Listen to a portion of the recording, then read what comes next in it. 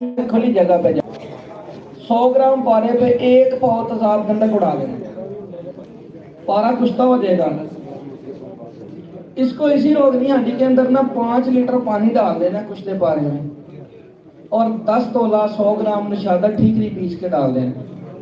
इसको दरमियानी आग पे पकाएं और नीम का ताजा डंडा लेना है, वो इसके पेंदे में ना रगड़ रगड़ के फेरते रहना। जब पानी आधा किलो बचेगा पारा जिंदा हो जाएगा, दोबारा लर्जा हालत में। इसको धो के पारे को निकाल लेना है, इसको फिर दोबारा एक पाव तेजाब गंधक डाल के फिर कुश्ता कर लेना।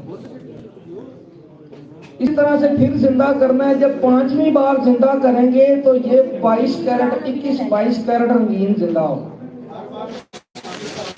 हर बार निशाना डालना है, नीम का डंडा फेरना है, 5 लीटर पानी डालना है हर बार जिंदा करने के लिए।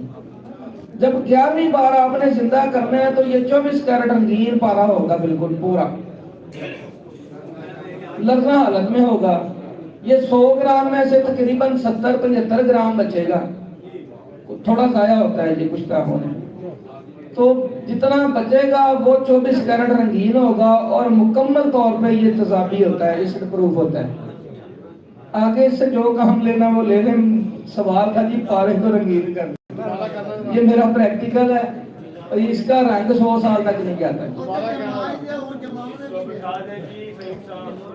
100 ग्राम पारा लेके एक पाव तेजाब गंधक उड़ाना है, पारा कुश्ता कर देना है। उस पारे कुश्ते को रोगनी हंडिया में डाल के 5 लीटर पानी डालना और 100 ग्राम नशादा ठीकरी डाल देना। नीम का डंडा फेरना है रगड़ रगड़ के, दरमियानी आग पे पकाएं। जब पानी आधा किलो रह जाएगा पारा लर्जा हालत में जिंदा हो जाएगा कुश्ते से। इसको इसी तरकीब से फिर कुश्ता कर दें, एक पाव तेजाब गंधक लगा के फिर जिंदा कर दें इसी तरकीब से। 11 बार अमल करने से 11वीं बार पारा आपका 24 कैरेट रंगीन जिंदा होगा। ये जी आपका पारा रंगीन हो गया, आप आगे काम ले लें।